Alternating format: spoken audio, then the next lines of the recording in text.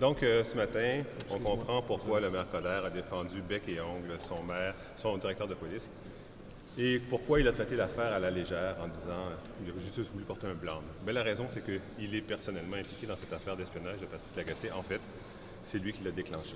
On l'a appris ce matin à 98,5 lorsqu'il a indiqué qu'il avait demandé lui-même au chef de police de faire une fouille dans le registre pour trouver des informations sur Patrick Lagacé. Il s'en défend de façon bien naïve en disant « je l'ai fait à titre de simple citoyen ». Bon. La notion même d'abus de pouvoir, c'est ce genre de confusion-là entre le simple citoyen et un maire, alors qu'il vote les budgets de la police. Il nomme le chef de la police. Il peut révoquer le chef de la police.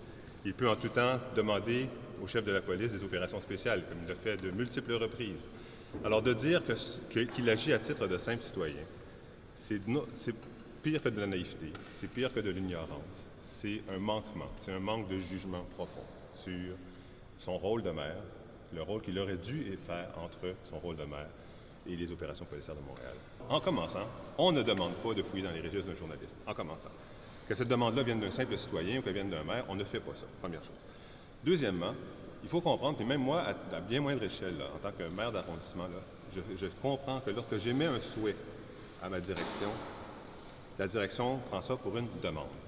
Alors, j'évite de le faire.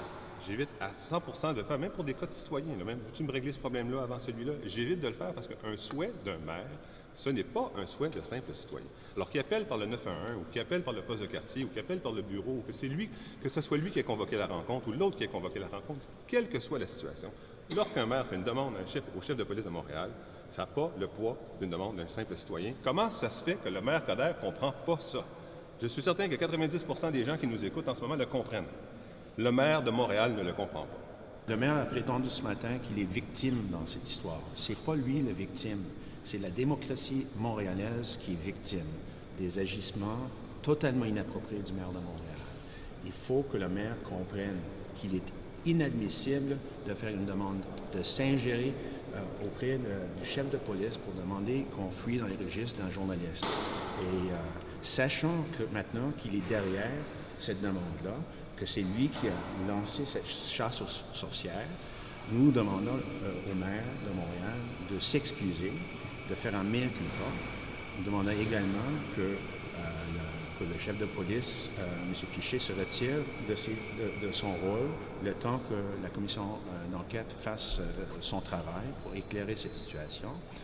Nous voulons également que la commission d'enquête qui a été annoncée par le gouvernement québécois, que son mandat soit élargi pour inclure non seulement les opérations policières en lien avec des journalistes, mais aussi toute la question de l'ingérence politique.